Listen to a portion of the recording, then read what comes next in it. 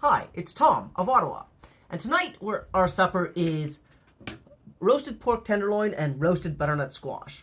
So pork tenderloin at this time of year is often a cut of meat that is that's on special at the grocery store, and when it is, it's a really nice and easy cut of meat to cook. All you need to do is wrap it in foil, bake it, and cover it with your favorite herbs and spices. And I put a little bit of garlic in here.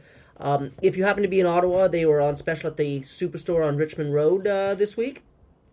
And as I say, it's really nice and easy. You just wrap it in foil, cover it in your favorite seasonings. I put garlic in there. You don't have to if you don't want to. And it makes a nice, easy, very tender very flavorful cut of meat. For our side, we have roasted butternut squash. This time of year, this is when butternut squash is on special, and it's such a versatile vegetable. You can do it this way, where you just roast it in the oven. You cut it in half and roast it in the oven. You can mash it. You can soupify it. You can do it whatever you want.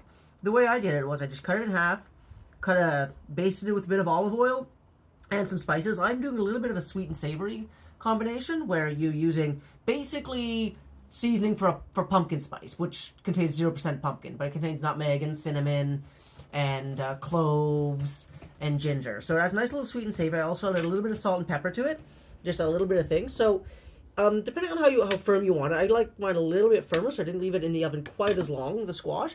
You see it's got a nice golden color with a little bit of a crust on it that has some of the seasoning.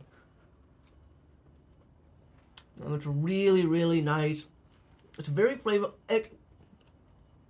Butternut squash, of the types of squash, it's not the most bitter, so it's a nice flavor. It's a good mix with different types of sort of sweet seasoning. For my tenderloin here, I'm going to just take it off the board here. As you can see, I could have put it onto the broiler after it was done, but I decided not to. It's really up to you. But I did it for about 30 minutes, wrapped in foil at 375. You can do it, sometimes you can do it a little bit longer, 325, depending on how you like it. So my tenderloin, as you can see here, I put some herbe de Provence, and I put some garlic in there, and I also, my marinade, I had some olive oil and some apple cider vinegar to help tenderize it a little bit. So you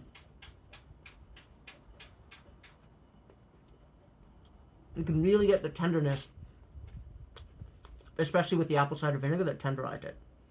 So, my mouth's a bit full here, so I'm going to finish my supper, but till next time, I'm Tom of Ottawa.